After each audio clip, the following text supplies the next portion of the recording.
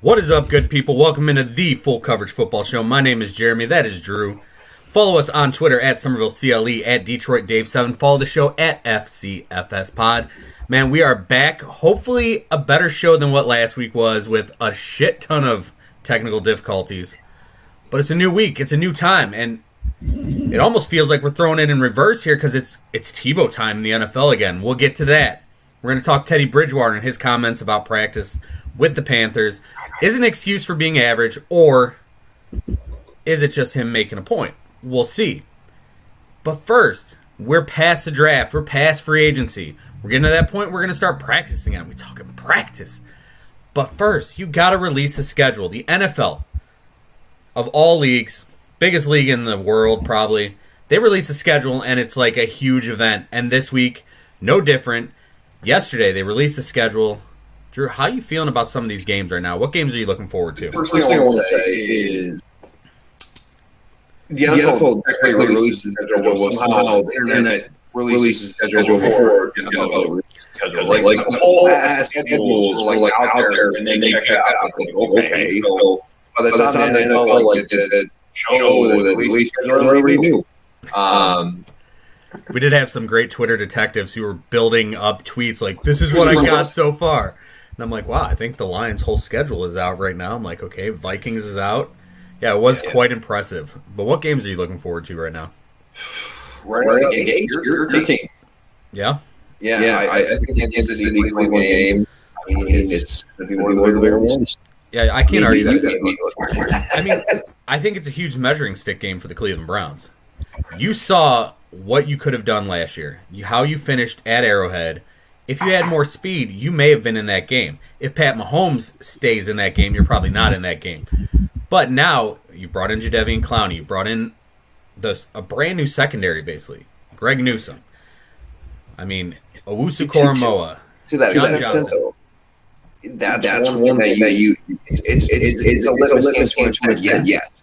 However, your defense is pretty damn new. So it's hard to expect defense to come out in the first game based off of we know your secondary linebackers are the questionable, your secondary soft tissue. So they went out and they tried to rebuild everything, and that's fine. They did a really good job. Jadeveon Clowney. However, to me, it's going to be hard to see out. It's hard to put a lot of into what you see week one. Yeah. But on the other side of the ball, the Kansas City's got a whole new offensive block. That they do. So and Jadeveon Clowney, it's going to be fun. I look forward to that. And so it'll be interesting. It's definitely a good game for the week one. I'm interested. First game of the year, Cowboys Bucs. Tom Brady coming back. He's 116 years old. Does Father Time finally start catching up with him? Will we see that? Buccaneers bring back everybody from a Super Bowl team. And then the Cowboys come back. Cowboys defense was trash last year. Did they get any better? Dak coming off the injury. What are they going to do? CeeDee Lamb in year 2. That's going to be an interesting game. And in Vegas, it's already a 6-point spread with the Buccaneers being favorite. Let's do an audible here and throw out awards wagers. How do you feel about that 6-point spread right now? That's a lot of points. I think there are only two spreads that are maybe more than maybe a 6.5 out there. I know there's are minus 7 and the line. It's crazy they're putting lines out. Yeah. In May. We still have all of training camp to go through, all the preseason. I mean, what happens when someone's quarterback dies and then you threw this catch shot? You know what I mean? Like, it's a little early to be dropping you see it all the time. I mean, yeah, it happens. Someone's going to hurt themselves. I mean, it happens every year. We're going to see some crazy things happen. Another game I'm looking forward to, another Buccaneers game. Bucs at Pats, week 4. Tom Brady takes his new team into Foxborough to face the hoodie for the first time. I can't imagine some of the things the hoodie's going to try to throw at Tom and what Tom's going to want to do against the hoodie. First time they match up, Tom Brady comes out and says it's like when your high school friends meet your college friends for the first time. Brady owns social media. He does. He's doing excellent. Tom Brady he's killing everything right now. In later, the latter part of their careers, they take over social media. It's phenomenal. Excellent. What are your thoughts on that game, week 4? Listen, man, the Patriots are turning things upside down. I expect Cam Newton to be the quarterback. Let's see. Nick Jones. I mean, no, great about it. But no, it'll be interesting. I still think the Buccaneers are pretty much just brought everybody back. We talked about the Browns defense and how Newton and trying to get on each other. When you're talking about the Bucs, pretty much playing pretty much everybody from last season that did win the Super Bowl. I think the Patriots at that season. I know it's 40% either, right? Yep, week 4. Okay, so I think week 4 again with all the moving parts there in New England. You clearly think that Brady would go in and take care of business. But again, it's going to be fun. Boston fans, they don't know. They don't know what to feel, how to feel. Like Brady brought them so much joy. And now they had a lot of pain last year, and they deserve it. And I hope that franchise deserves pain. I don't want to hear anything about it. You guys have like 7 Super Bowls. You've been to most of the Super Bowls in the 2000s. Like, come on. I don't want. Woe is me. Yeah, Tom left. He won one. Yeah, it's. Get over it. You still have a shit ton of Super Bowls. I want just multiple playoff wins. I got a playoff win last year. You would have thought I won a Super Bowl for my team. You know it's personal. It is. You know it's going to be personal. So you're right. And you know Belichick's going to outsmart Brady and vice versa to an extent. I mean, Tom Brady's dad already on the radio saying that the Buccaneers are going to go in 3-0 and walk out of there 4-0. I mean, really? Tom Brady's dad is on the radio saying that already.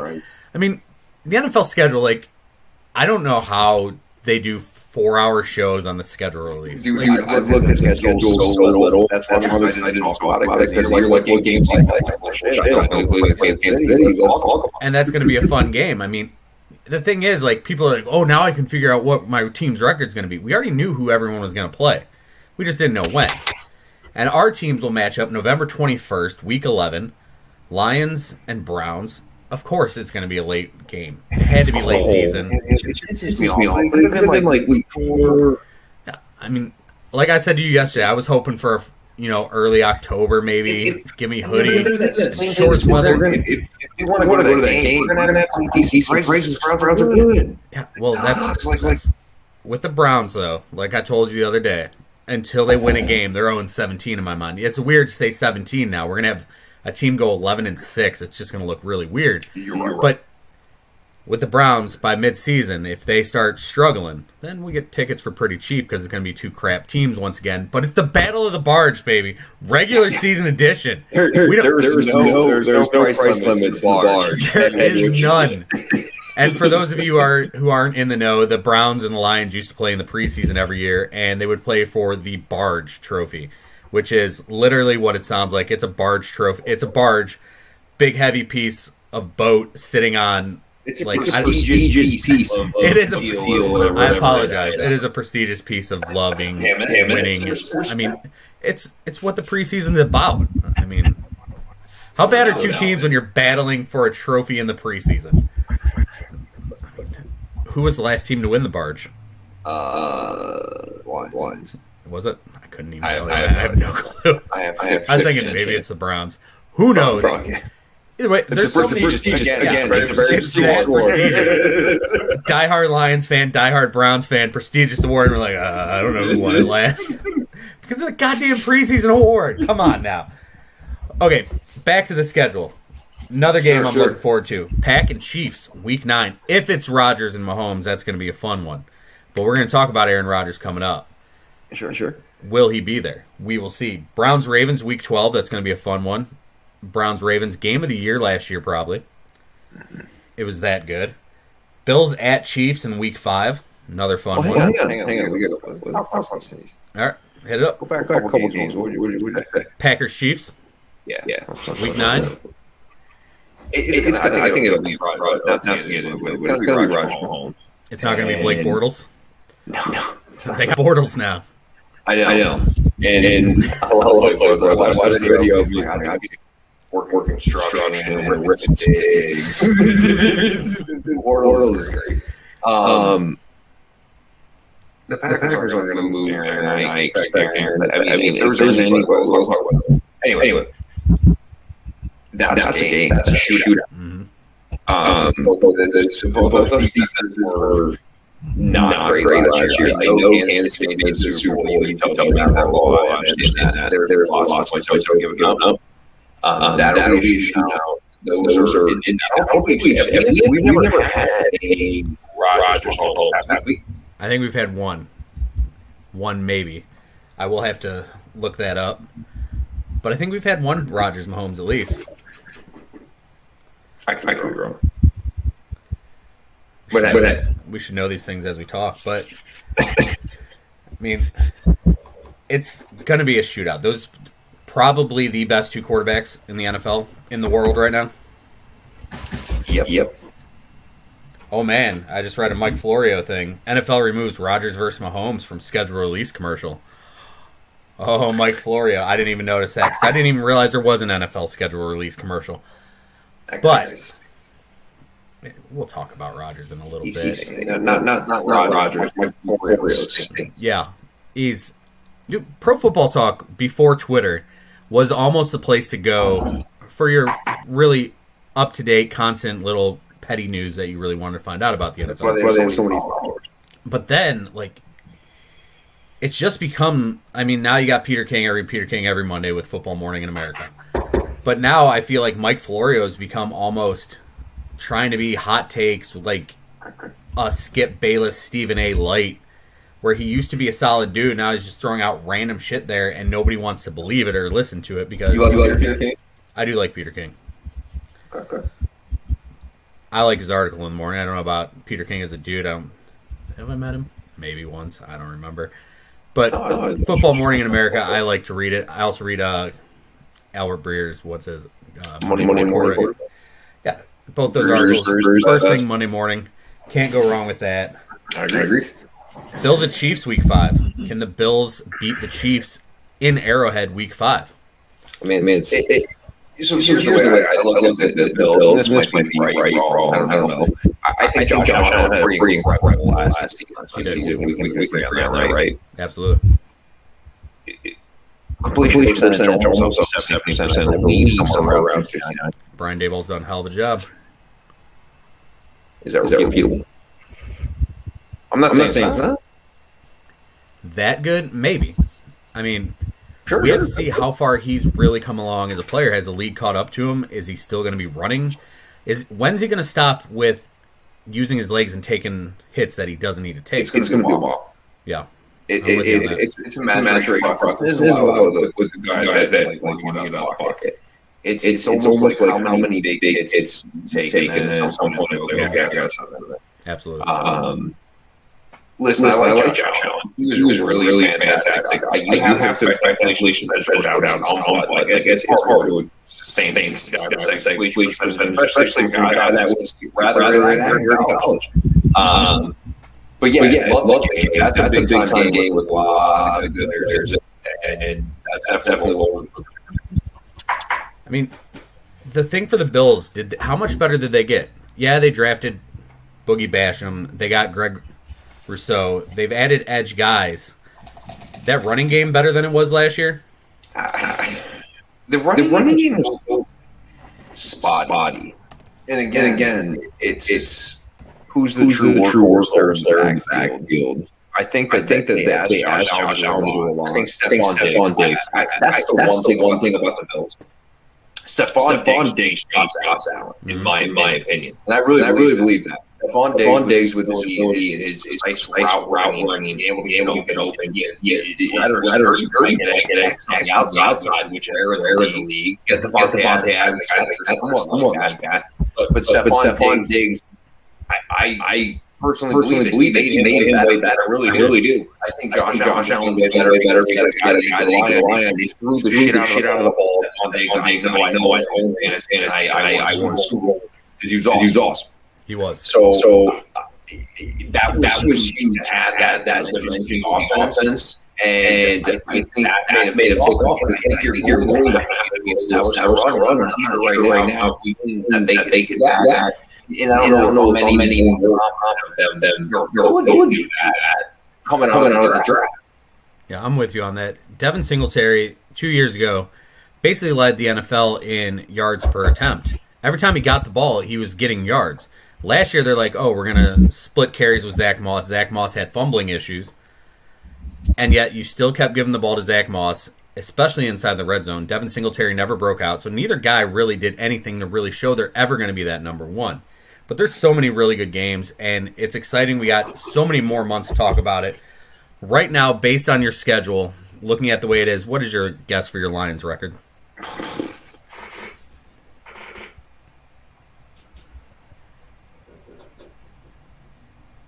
6-11. 6-11. I got the Browns at 11-6.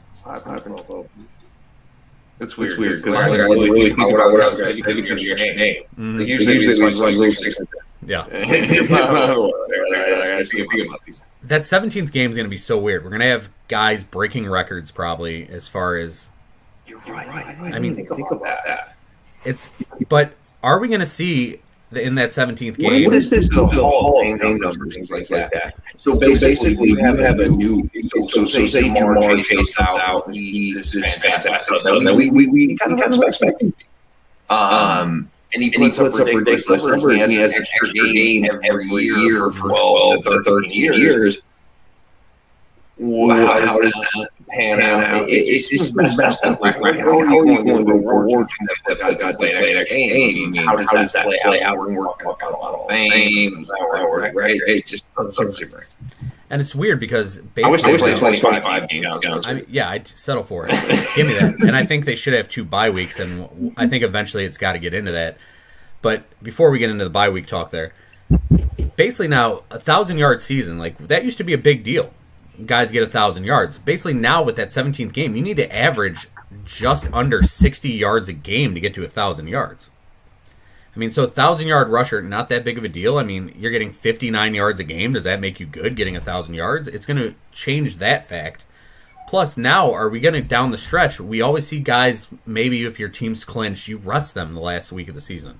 Now with that 17th game, you're going to see defensive rotations change. Are you going to see guys, like, usually you don't see quarterbacks sit in blowouts. It's not done in the pros like it is in college and high school.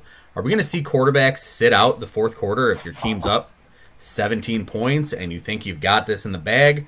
Are we going to start to see that kind of thing? A college kind of feel? It's interesting because it definitely draws a different perspective. Because if you really look at it, again, you have that dimension of it. You have statistics of it.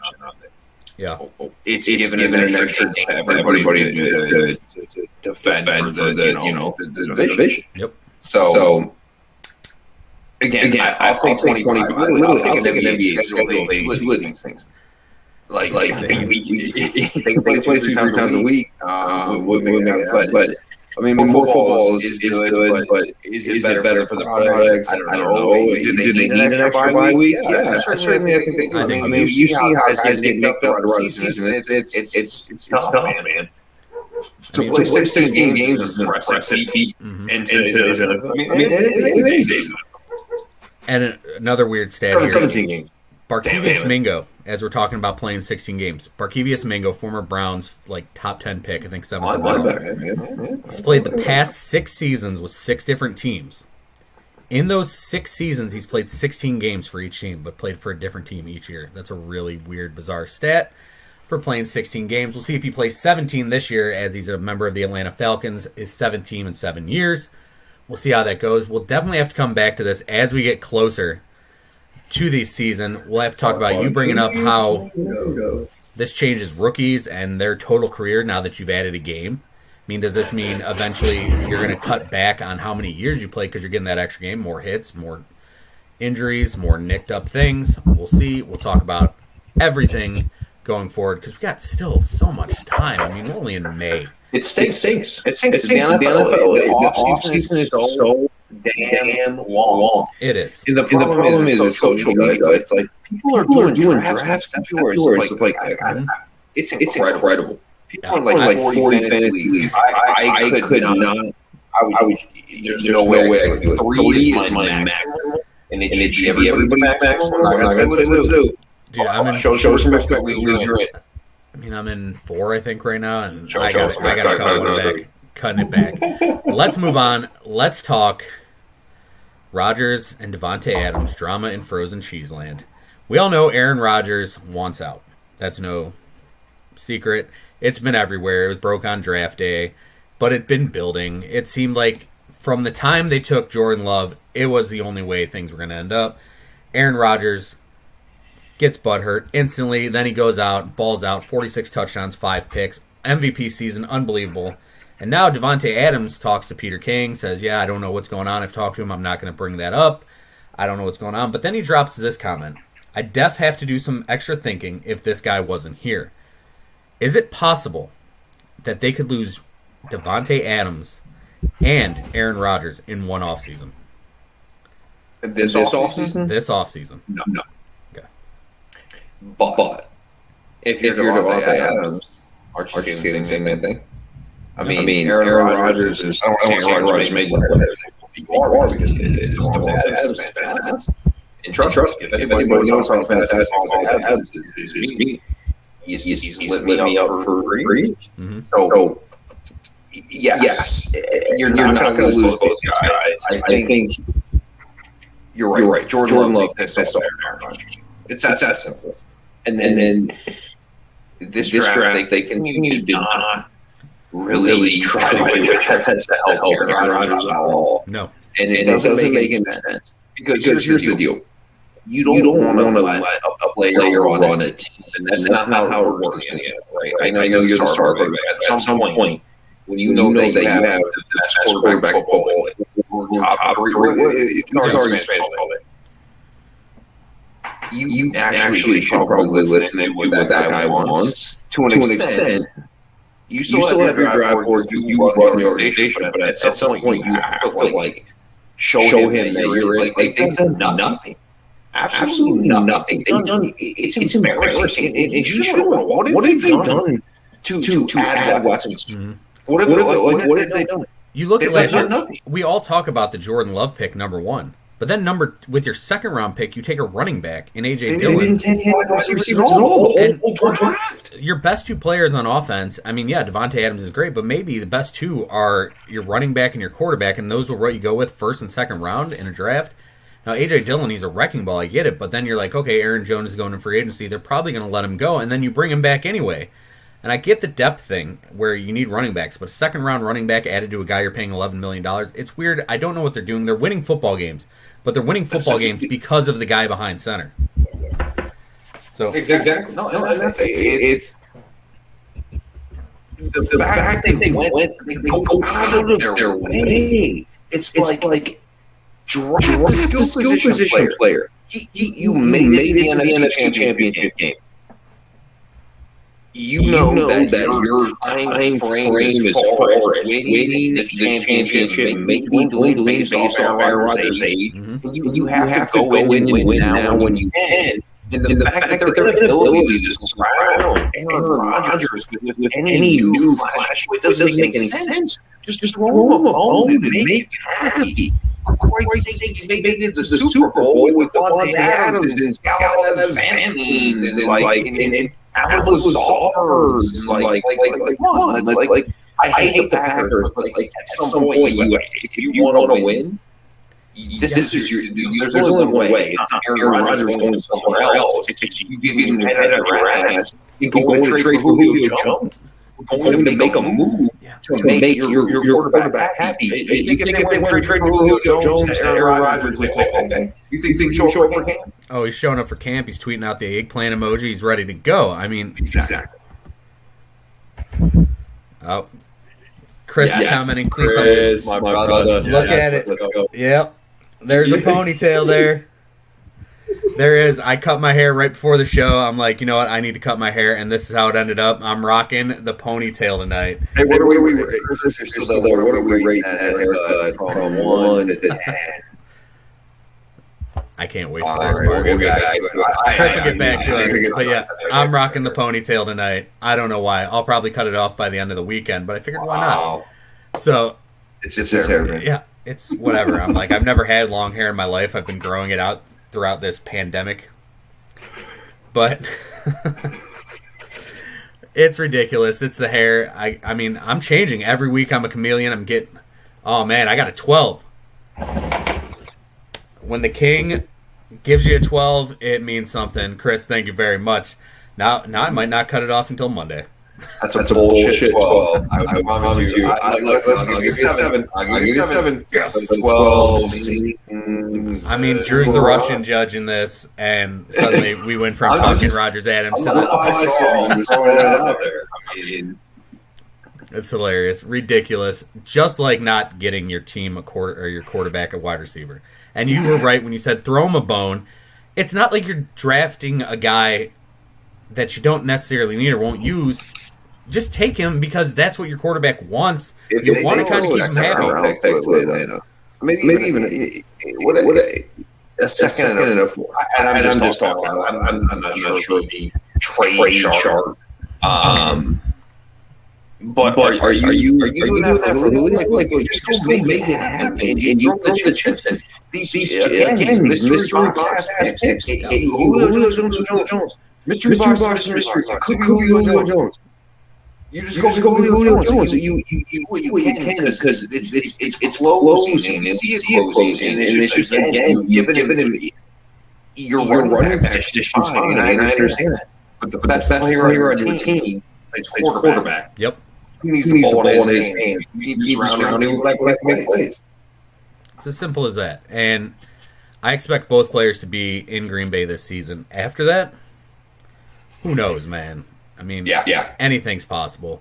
We will see. Let's move on away from this. It's Tebow time. Oh, man. Timmy Tebow, the greatest college quarterback to ever touch a football, the greatest quarterback ever. Probably. I didn't hear is he succeeding in baseball. He's leaving baseball to come back faster and help. No, he does that in his spare time, brother. He doesn't need to do that all the time. Tebow, man. Tebow's gonna come back and he's like, "Hey, Herbs, what's up, baby? How you doing?" Me and Jesus were talking and we were thinking, you guys need some help at tight end. This will fall lots of people's feathers. And you know what? I got some time. I'm in shape. I'm thinking, if this doesn't work out, I might go play Major League Lacrosse or something because I'm Timmy Tebow. I'm playing professional sports. It doesn't matter what sport. I'm going to be in it. Am I? So, that's it. Timmy Tebow. You're right. I'm going to die, show up and say, like, hey, you remember when you were talking smack on Tim Tebow? Yeah. Guess what, buddy? You're going downstairs. Hit that escalator. Timmy Tebow, for the first time since 2012, is back in the NFL, baby. Tim Tebow time. It's Tebow time. We're rolling back the clocks. And now he's going to play tight end. Yeah. What? I mean, we'll get to people being mad about this. I think that's just fucking stupid, to be point blank with you. 100%. But is this going to work out? What's going on? I mean, what is this? Listen, Meyer's not dumb. He'll bring him in. I mean, he can utilize him in the best way that most he has. Listen, we know Tim Tebow gets the ball. Who the hell? We know if he can block. Yeah, you can throw a video on the Twitter and miss blocks. That's fine.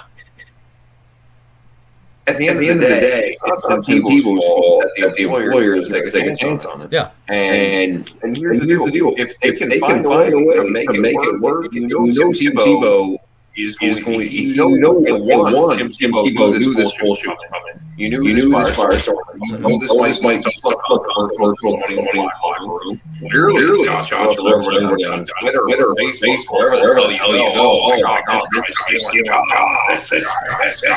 I mean, it's literally ridiculous. It's the guy hasn't even been made the roster. This again, we need to get to the season of sticking on the bullshit with people. It's like it's. Oh my God! I want Tim Tebow to have 17 touchdowns and 3,000 yards. He's just gonna go Gronk. And they're going to be like, you only got 17 touchdowns and 3,000 yards because you played a 17-game season. Listen, Tim Tebow is going to this team. One, Urban Meyer loves the kid. It's not a lot. If he's good enough, he'll make the team. If he's not, two, exactly. That's not good enough. Two, you know he's going to go in there. He's going to work his ass off. 100%. Three, why not use him in Taysom Hill-like role? Look how that's worked out for Taysom Hill, and look how it's worked out for Sean Payton. Bro, you know that's the idea. That's the best idea out there that you can use. For that tight end room in Jacksonville, not very good. So can he do something? Maybe. Do we expect anything out of him? No, I don't expect anything out of this, really. Maybe he gets 5 catches. Maybe he doesn't even make the team. Either way, he's a guy you want in the locker room. He's a guy who's going to go in there, he's going to work. Urban knows what he's going to get out of him. Urban knows he's going to work his ass off for him and maybe lead the rest of the kids in that tight end room. Now, for the people being pissed off about it, because Tim Tebow got a job before Colin Kaepernick, do we remember that Colin Kaepernick had a chance to get a job in the NFL? He had his whole thing set up where they were going to go watch him play, and then he moved it, 40 minutes, 2 hours, I don't remember the exact timeline, moved it to a different location because of the way he felt the NFL was doing him wrong. Now, if Colin Kaepernick wants to move to tight end, he's probably got a better shot because I didn't think Colin Kaepernick was that great of a quarterback to begin with. But, I mean, I see so many people with that argument. I think that's a bullshit argument. It doesn't fit. Colin Kaepernick can come in and be a backup quarterback. He's not going to start. He didn't want to be. He didn't want it. It was SEC style, in my opinion. I mean, it was. 100%. You moved from one spot to a high school 2 hours away an hour before. When everybody else is there already. It was just embarrassing. I'm not trying to do this little stunt standing on a hill. But the fact of the matter is, listen, do that opportunity, he did the damn practice with the kid shirt on, and he moved the damn thing, and that's not. Listen, Tebow's like, he says distraction. Yeah, it's certainly possible, but it's not like Tim Tebow's asking for $8 million to play quarterback. You haven't showed up like quarterback since 2015 or whatever the hell it was. I mean, it's ridiculous. And Tebow's not playing quarterback. Is Colin Kaepernick a better quarterback than Tim Tebow? 100%. Won't argue that. Is Colin Kaepernick, if we're talking about Kaepernick right now, is he better than a bunch of second stringers? Maybe. Would Colin Kaepernick ever play tight end?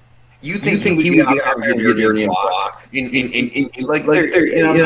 understand the range are different. I understand people are different athletes.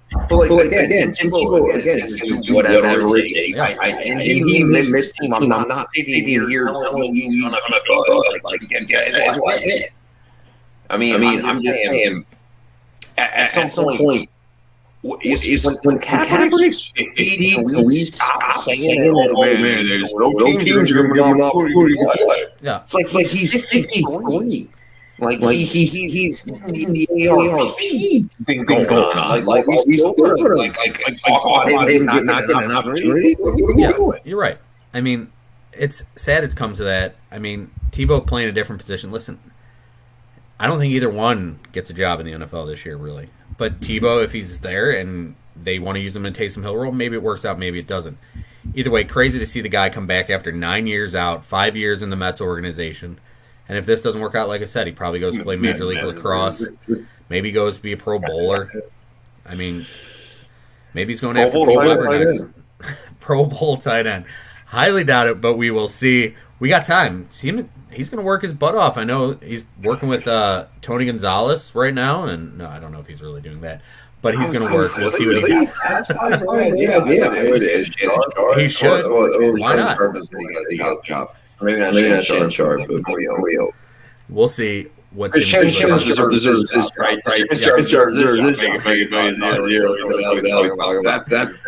Just runs. I mean, what a world we live in. Let's move on. Speaking of running your mouth, Teddy Bridgewater, the Denver Broncos quarterback, made some crazy comments, and I'll ask you, are they fair or an excuse for being average? And I mean, I guess they're not crazy. It's just really hating on the practice or the way the Panthers practiced last year. And his quote, I'll just say this. For Joe Brady's growth, they'll have to practice different than things in different ways. This is what he said on the All Things Covered Sports podcast with Pat Peterson and Brian McFadden. One of the things we didn't do much of when I was there, we didn't practice 2-minute drills. We didn't practice red zone. We didn't practice on Fridays, but you walked through the red zone stuff. And then Saturday you came out and practiced red zone, but you only got 15 live reps. Now, That's fair. Teddy was not very good in the red zone last year. He was average overall. Is this so? You're saying these are fair comments, or is it what he's saying is true? And Teddy Bridgewater, we don't have any reason to leave Teddy. I mean, he's before. What's the most important? Inside the 20 on both ends. The football, that's all that really. I mean, you see in today's NFL, teams move the ball from the 20 to the 20. That's what they do. It's about stopping teams. And red zone was the most important thing. And now, listen, Brady, rookie season as coach is no secret, right? So again, there's learning for him as well, and I think he probably hopefully will learn something like that. But that's the case. I mean, run red zone plays. That seems to be about 5, 6 to 7 times. I mean, this is literally the green zone. Where you want to look at it. This is where games are made and you win or lost in the red zone. If that's the case, then absolutely fair. I'm sure Joe Brady's back and reassess he did things more. Now, according to ESPN's QBR rankings, it's ESPN. Teddy ranked 25th among quarterbacks in the red zone with a total QBR of 41.7, completed only 58.5% of his passes in the red zone, compared with 69% overall. Nice. Bridgewater ranked 26th in 2-minute offense with a QBR of 62.6. Now, he did struggle in the red zone, but that's something I feel like we've seen out of Teddy Bridgewater for most of his career. And he did go on to continue to say that, yeah, he did all this and he struggled a little bit, but he also didn't have run CMC. So we get and the reason I do agree with that is because we have seen where Teddy Bridgewater is kind of real hesitant to kind of let it go. Yeah. Is for it. And so when you get into the red zone, it's more dense. Everything's kind of in front of you. And so it even makes it harder to pull the trigger when you have DB safeties that are really pinned up. There's a hunger there that's going to feel for you. So yeah, it's tough for a guy like Bridgewater, which we think is a guy. Yeah, he can push the ball to field between the 20s, certainly. But yeah, the red zone absolutely becomes uncomfortable for Teddy Bridgewater. Absolutely, and that's something we've seen even from the days in Minnesota before catastrophic injury play. Yeah, it's a guy who's always wanted to take the easiest pass to make sure he doesn't turn the ball over.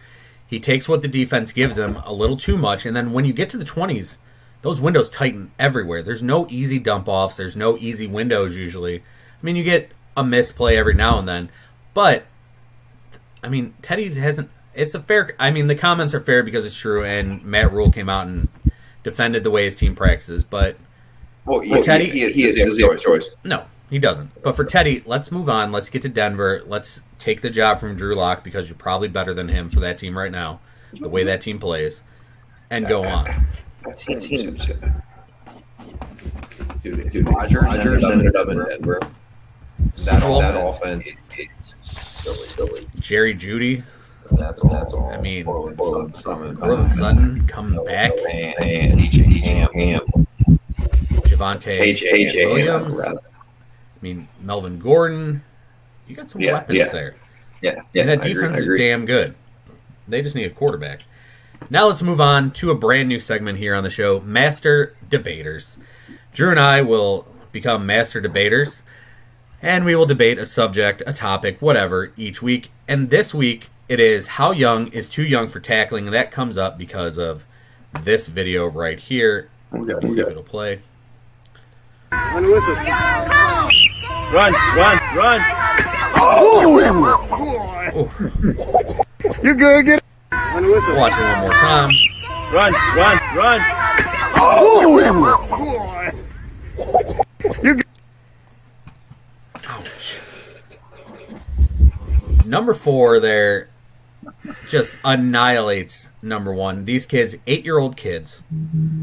This is a regular football practice for 8-year-old kids. Is this a drill that they should be running at 8 years old? What do you think? I mean, come on. It's embarrassing. So the one thing I actually just noticed after I've seen this video a million times. It sounds like at the end, what I would assume to be the father of John, get up, you're fine. Is this 100%? People need to be fired that are coaches. I also have another question about the Titans, but I'll get that. But it sounds like, and you're all like, get on the phone. Is it dad trying to throw the kid into the drill that he's not ready for? Is this dad thing? Is this coach thing? Certainly, the optics are terrible, and whoever was behind it should be fired. Opinion. I mean, not there's class. Like you can't. Okay. If we're in a wrestling match, right? Me and you. Do you think that's fair for me? No. Weight-wise? No. I'm just laying all my weight on you. You're done. I'll wear you out. I don't even have to move. Just move like... Is it kind of... Yeah. At 8 years old, you can tell what kids are already... They already have a feeling for the game. And number 4, that running back, the guy with the kid with the ball, you can see by the way he carries that football, by the way he lowers his head, and yeah, I let the ponytail show as I'm lowering my head, but the way he lowers his head, you can tell that kid's played football or at least has a feeling for the game. Number 1 is standing there that's what he's doing. He's standing there. Right. And this drill, I don't feel like this drill has any place. Maybe it's, because you're not usually hitting head on all the time. There are times where you got to find an angle and get a guy on an off tackle as a linebacker. But number 1, he's not ready for this. And you can tell instantly the way he stands there and freezes like a deer in headlights. He's not ready for that. And this video happened in September. The coach was fired and all that. So it's just come out now. Really? The coach was fired. We'll go back. But we're not good for mankind. For this, is 8 years old too young to start tackling football? Or is it good? No, we should be bad. I think in high school, that's when you introduce pads, tackling, things like that. And I know that sounds, but like we're talking about young people maturing into the they are. Like these 8-year-olds are physically like there's restrictions on what they can do. I know high school is late, but like. We talk about tackling the pads, like these are taking like this young fellow. That young fellow got up. He was not great. That young fellow may have a concussion, and he's 8 years old. And so, like, why are we not preventing that? What is the need in the game to make people take hits and do things like that before a certain age? Like kids aren't even developed like you say. He's a kid. He's got lit up like Christmas Eve. It's unbelievable. Terrible. So when it's too young, that is and I don't know if there's a better answer. And for me, my kids never going to play ball. I love football or anything. Mike will never play ball. That's the way it is. But I see it like this. No, it's not. Absolutely not. For me, the way I think it should be done, this drill has no place for 8-year-olds.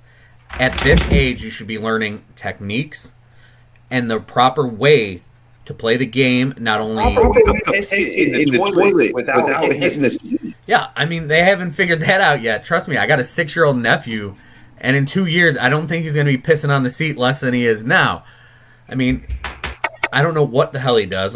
Anyway, we're not going to talk about my nephew's pissing habits, but for this, let them learn techniques. Let them learn the proper form for everything. Let them learn the proper way to play the football game. 8 years old, yeah, I love to see tackling, and these kids aren't going to tackle great. When you go to these Pee Wee games, throughout my entire life, none of these kids tackle well. But you start the building blocks for football. Maybe you introduce pads in middle school before you get too big and too strong and before you've hit it, and then you're hitting for the first time with pads, and you've already hit puberty and you're already monsters and you got kids hitting improperly. Teach them proper techniques. Teach them the ways of the game first. Let it build. This thing here, I'll show it one more time. This has no place for 8-year-olds. I mean, you see number one here. Run. Just stands there and annihilated. This poor kid, like, he stood no chance. And whoever said you good, maybe it's his dad, maybe it's the coach, who knows? I mean, whoever is, you're not good. My man was struggling. But you can see the kid struggling to get up. And he's half the size of the other kid. I mean, 8-year-olds, they're totally different nowadays. I mean, I get it. But get the building blocks of football first. And then maybe start playing bull in the ring. And this isn't even bull in the ring. Bull in the ring, you get up. Who posted that video? I wonder. It's got 6.6 million views. I have no idea. It'll get 10 million. Not a doubt. I mean, I've probably watched it 100 times at this point because I've broken down everything. We've shown it 3 times on this show. Yeah, for me, too young for this kind of thing. We all are worried about CTE, and you're right. You love football. You said you won't let your kid play it. There's so many people like that. You know how much I love football. Yeah. And my sister, I love football is just more than golf. I love it a little bit more, but I love football just as much. I wouldn't do it. I mean, I'm sorry, man. From videos and shit like that, like it's just like bro, like golf. Let them get their building blocks. Building blocks. There's no need for that at this point. If you're confident that they're being taught the right way and that they're being put in danger, like that's my child being put in danger. Like somebody like that would be very upset. Yeah. I am going after the coach in that situation. And by the way, my child would probably be like that. Okay. So my child would be child getting lit up, not the child lighting up the other child. I mean, and everyone's like, well, the coach is just putting them out there. At this point, you know what kids are good and what kids are bad. Even in Little League Baseball, you know the kid playing shortstop, the kid pitching are usually your best players. Outfielders, especially corner outfielders, are the kids picking dandelions. I played radio around my life. Nobody ever hit the ball. You think that there was a reason I was in right field? You think coaches need to know their players, and especially at this point when they're already in pads, it looks like you've practiced enough to know what the kids can do. You don't put number 1 up against number 4. You're on the Tennessee. What if they're on some sort of facility? So clearly this is some sort of a team that has access to a nice facility. Yeah, I mean, I don't know. Mike Vrabel needs to step at the podium and answer this immediately. Mike Vrabel might be the coach. Like, Mike Vrabel's the kind of guy who can drill. No doubt about it. It looks like Derrick Henry going up against their brand new corner and Caleb Farley. Like, why are you running this drill with a kid? It's bonkers. Either way, I'm with you, man. Too early at 8 years old, maybe, for tackling. We're all worried about CTE for these NFL players. Think about the hits these kids are taking from 8 to 18 that you don't need to take. Yeah. Teach them the building blocks, maybe pads in middle school once you get used to it, 6th, 7th grade. Start working them up to it. Teach them the proper techniques so that way these kids aren't tackling with their heads down or standing there looking like a matador and you get run over by the bull. It's that simple. Now, before we get out of here tonight, that was a fun little segment. We'll bring that one back for sure. Hopefully it's not another kid getting annihilated by another child. But it's the closest thing we're going to get to the hot take kind of thing here, where neither one of us were going with a hot take on that. I didn't expect either one of us to. Is there people that are defending that? There are. I've heard some people defend it like that's part of the game. You got to learn, but no, it's not. It's a child. It's exactly. You're right, and you got to know who you got there. You've got to know that. Now, before we get out of here tonight, one more thing we want to bring up that I didn't have on the docket. Colt Brennan, Hawaii quarterback, Washington Redskins. I believe he played for the Redskins and now the current Washington football team. Passed away at the age of 37. And it sounds like it was due to some sort of addiction based on the fact that he was in rehab for the past 5 months and he was found unconscious and later pronounced dead. Now, Colt Brennan, for guys our age, kid was a legend. I mean, staying up Saturday nights when those games would start 10, 11 o'clock, Sometimes Pac-12. Hawaii 5-0. They've been hanging big burgers everywhere with Colt Brennan. 500-yard games. Colt Brennan was an absolute stud and a fun player to watch, and prayers and thoughts and all that out to his family. But for anyone who is dealing or knows someone who's dealing with addiction, keep an eye on those people, man. Almost a year ago now, I lost my sister to addiction, fentanyl and heroin. You don't know what these people are getting anymore. It's not like the old days where you hear people like, oh, I did coke all the time and I was fine. You were getting pure coke back then. I mean, this is just being honest. Now, these guys are mixing it with baby food or baby formula, fentanyl, all this shit coming in. You don't know the product they're getting, but you know that these addicts, they're going to go out and get it because they're addicted, and that's what they're going to do regardless. You know anybody addicted, take care of them. Keep an eye on them. You know they're probably going to still do it. You're not going to stop them. It's in their mind to do it. It's not something they get away from easily, but take care of them. Colt Brennan gone way too young at 37 years old. Absolute legend. Guy I will never forget playing the late night games, and we just had to bring that up, especially after your tweet with Darren Rovell, just the stupidest shit. Yeah. Tweet now. Yeah, I don't know. No, I appreciate that, man. That's well said. It's again, football player, dudes, years older than me. It's too bad. Like that. You're absolutely right. You know, family matters. Everybody needs to know, and just reach out if we need anything. It's tough. It's tough to see that because everybody knows. Like we went to kind of stardom, and I was watching his season highlights, and it's just tough. You downward spiral whatever way you do. It really is tough to see, and just there's lots of people out there. Yeah, it's a sad. I mean, opioid addiction is one of the biggest things in our country right now. It gets overlooked a lot of times, and I mean, you look at something people don't bring up is the quality of the product that's coming into the country. You don't know what they're getting anymore. I mean, you had the South Dakota governor who was talking about how their country or their state isn't getting the same homemade meth that they used to because the Mexican cartels are bringing in meth. It's one of the most ridiculous comments you'll ever hear, but it's true. Like, you don't know what you're getting from across the border. You're not getting that good South Dakota homemade meth. I mean, it's just ridiculous. Yeah, you're not getting it straight from, I mean, Timmy up in the woods, he got the good stuff you want to get. It's true. It's pure. It's the way you want it. I mean, I saw 2 trailers of his blow up once. That's how good. I know he's making it right. But it is a sad situation, and to anyone out there dealing with addiction, try to win that battle one day at a time. It's tough, I know. I've watched it my whole life. Try to help people the way you can. Be good to people. And don't be Darren Rovell when it comes to tweets and make someone's life about your fantasy college league or whatever it was. Because it's the only fantasy that you ever had in college that came true, Darren Rovell, you fucking idiot. Also true. But with that being said, anything else you want to talk about? Oh, man. It was good. I enjoyed it. This and was we'll roll in there next Thursday. Absolutely. We'll be back, as always, Thursday, 8 p.m. For those of you who are new to the show or haven't watched or listened, remember you can find us every week live here at Facebook, YouTube, Twitter.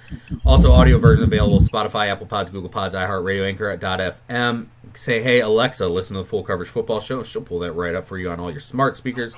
Yeah, we're a little bit of everywhere. My name is Jeremy. That is Drew. This is the Full Coverage Football Show. And as always, remember, if you live the life you love, you'll love the life you live. Night, kids.